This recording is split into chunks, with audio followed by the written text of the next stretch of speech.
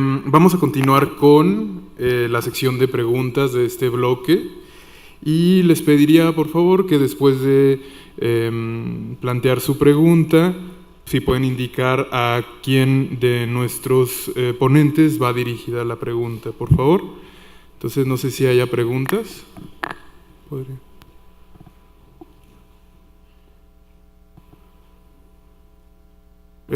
Ok, yo tengo una pregunta para el doctor Ávila Funes.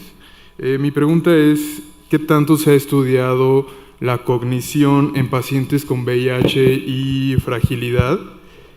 Y si la cognición se ha estudiado en estos pacientes, digamos, estudiando los diferentes dominios cognitivos, no como una medida de cognición global. Sí, qué interesante pregunta. Afección del virus del VIH sobre la función cognitiva es algo muy conocido. El daño subcortical que el virus promueve es algo descrito desde hace tiempo. También se sabe que a pesar de el buen apego al tratamiento antirretroviral o la reconstitución inmunológica, como decía hace un momento, se logra, eso no impide el desarrollo de deterioro cognitivo en estos pacientes. Ahora se propone, sí, que puedan existir o coexistir cambios también asociados al paso del tiempo.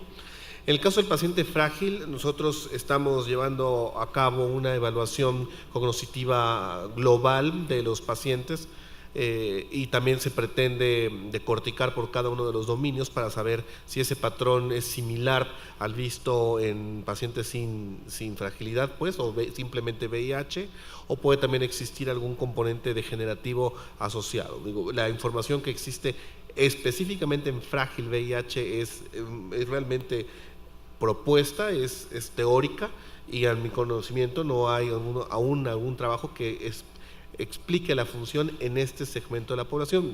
Yo conozco a 2 grupos que están llevando estudios al respecto y habrá que esperar los resultados, pero la hipótesis plantea de que en pacientes VIH, de pacientes con virus de la inmunodeficiencia humana y además que sean frágiles, pues tendrán una función cognitiva peor a que si no tienen fragilidad y si son VIH. Evidentemente tiene que ser el grupo en el cual se tiene que comparar. Muy bien, muchas gracias, doctor. ¿Alguna otra pregunta? Aquí tenemos una pregunta enfrente. Gracias. Mi pregunta es para el doctor Torres. Es una cosa que yo la verdad es que nunca he entendido bien con respecto a los estudios de microbiota. Por ejemplo, en el caso de cáncer o en general, si es que algunos tipos de bacterias, dependiendo lo que están secretando, van a favorecer que se desarrollen ciertas enfermedades como el cáncer o así, o más bien las células de cáncer, por estar proliferando y también secretando cosas, favorecen que un tipo bacteriano colonice más que otro. Bueno, yo empezaré diciendo que yo tampoco entiendo muy bien. Entonces, en realidad el tema es tan, pues, novedoso que estamos aprendiendo mucho. Y esa asociación, pues en realidad la pregunta entonces es clave, porque como en otras preguntas uno siempre se pregunta qué es primero. Aquí la pregunta es la misma. Si yo veo una microbiota afectada en mi grupo, caso contra el control, está afectada porque el caso es diferente que el control, o la modificación en la microbiota llevó a que fuera caso. No es fácil de contestar. En cáncer, por eso es bien importante que tratemos de estudiar toda la historia del desarrollo del cáncer, porque podemos ir aprendiendo, vamos, en qué momento empieza a haber modificaciones que se salen de esta normalidad y que empiezan a advertir que hay cambios y seguirlos. En realidad, lo que uno puede deducir es, por ejemplo, lo que hicimos nosotros. Yo encuentro una bacteria que está integrando genes en el genoma humano. Bueno, pues ese cambio particular en la microbiota puede tener una causalidad. Si encuentro una bacteria que es más hiperinflamatoria que otra, bueno, esa puede tener una. Si encuentro una bacteria que tiene alguna característica que pueda llevar a autoinmunidad, esa puede ser una variable. Entonces, vamos generando una serie de hipótesis que al final de cuentas pueden tratar de buscar la explicación, pues, mecanística de esta asociación. Ahora, si yo lo quiero ver como un todo, eso sí es mucho más complejo, porque como te decía, la diversidad es bien importante, bien importante. En general, las mucosas tienden a tener una diversidad mucho mayor cuando son sanas que cuando son enfermas. ¿Eso qué quiere decir? Pues que están en un nicho bien favorable, bien cómodos, bien como comunidad viven bien, ¿no? Y entonces empieza algo que no les gusta y entonces ahí empieza tal vez el dominio de uno a hacer que otros se vayan para abajo. Entonces es mucho más complejo. Y luego, si a todo eso yo trato de estudiar el metaboloma, lo que tú señalabas, todas las funciones que van a hacer, es otra complejidad, porque vamos, ¿cómo voy a asociar yo que estas bacterias que tienen un metabolismo fermentativo secundario tienen más importancia en cáncer que los que no? Estamos aprendiendo, por ejemplo, que los ácidos grasos de cadena corta son muy inmunomoduladores, de tal manera que si algún grupo de bacterias lleva el metabolismo hacia la generación de esos ácidos grasos, pareciera ser que son más cercanos a la normalidad que a la enfermedad, solo por darte un concepto, ¿no?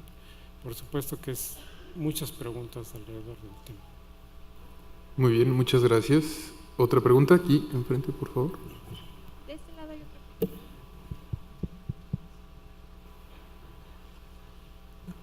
Doctor Torres, buenas tardes. Felipe González, Instituto Mexicano de Estudios en Longevidad.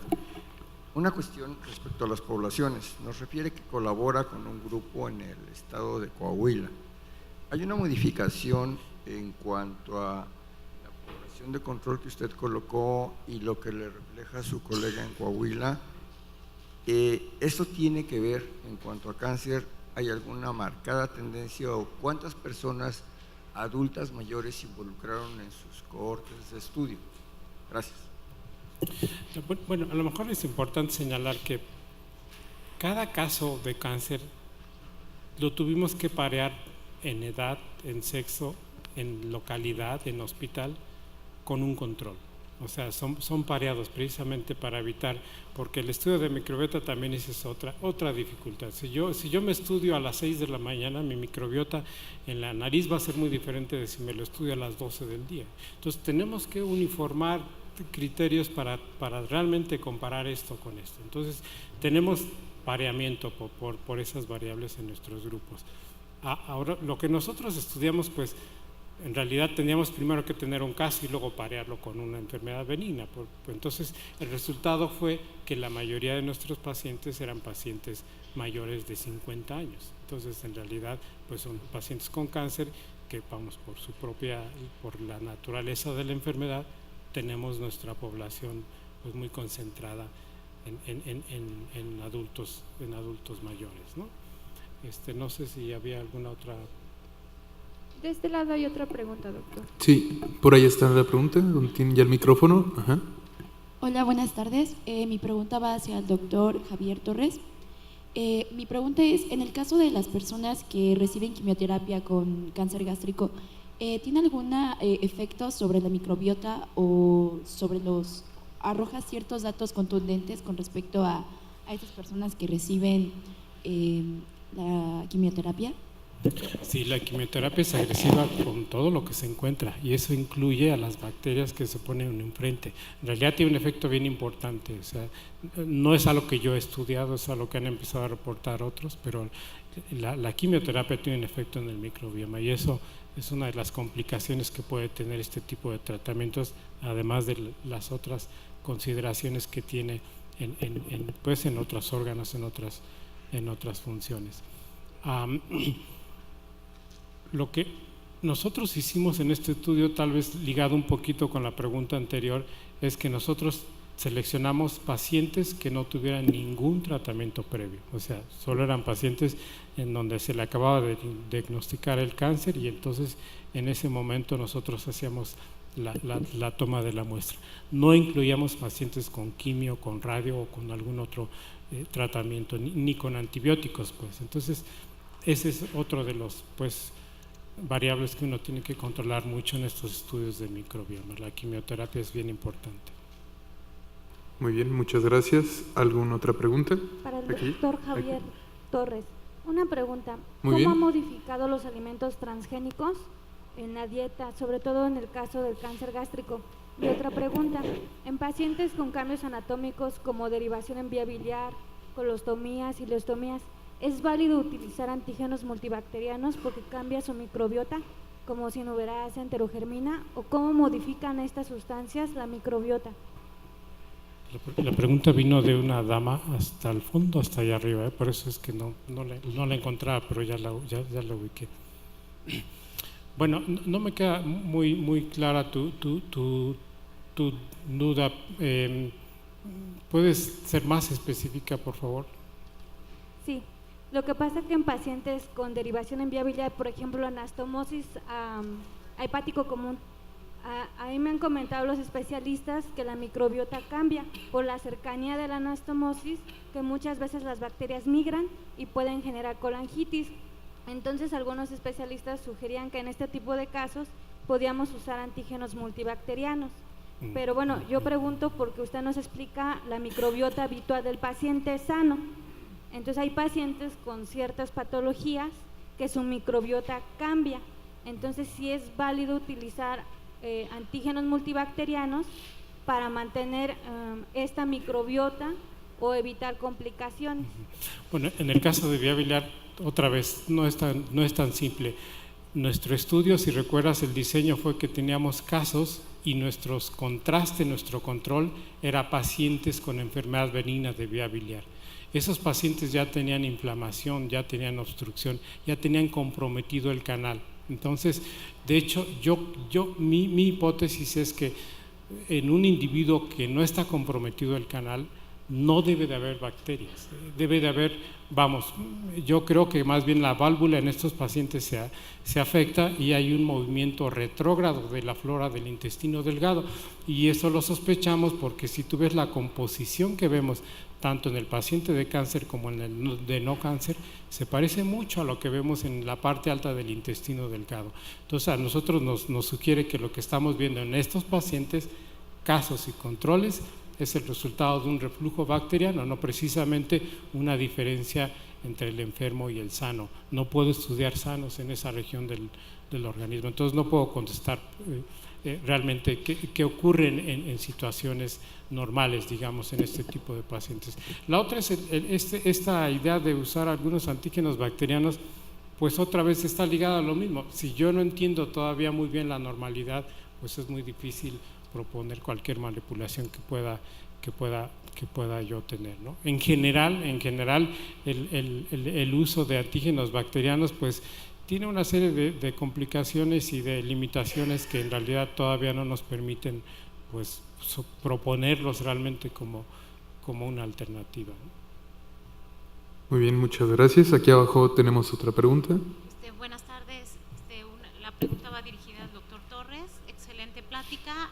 Tengo dos preguntas para usted, doctor.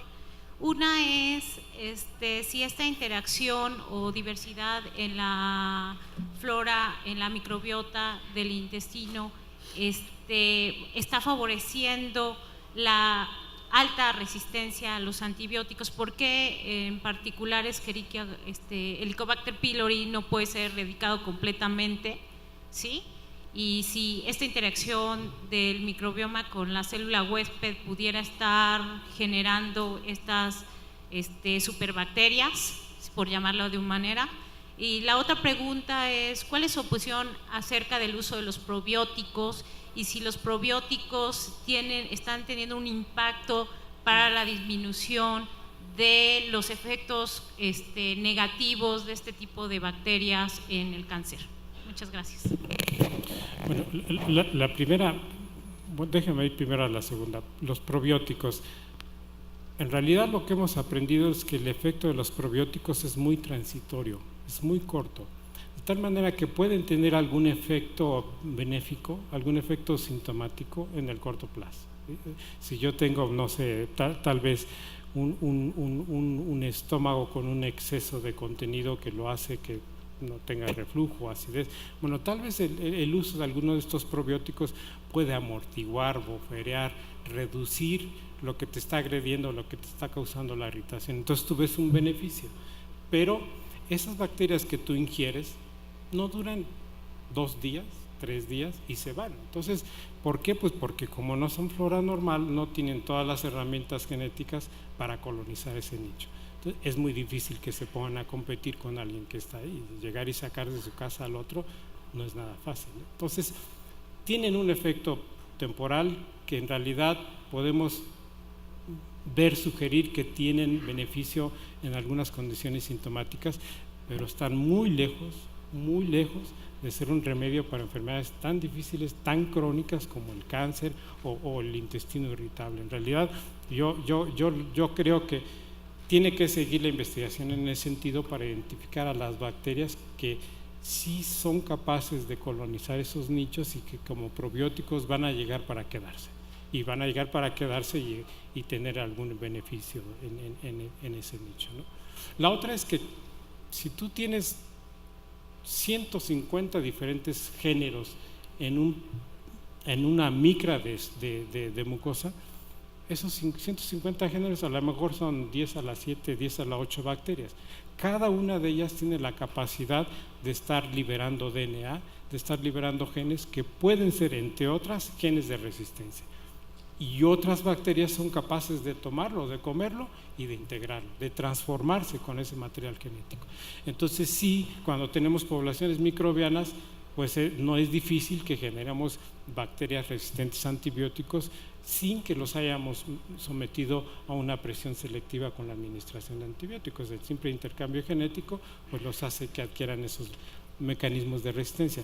Pero la alimentación del Helicobacter en realidad, desde mi punto de vista, no es tanto la resistencia, sino que es una bacteria que desde que somos humanos, está con nosotros. Entonces, no sé, a veces yo hago la analogía, es como si yo me quiero quitar un pedazo de hígado, ¿sí?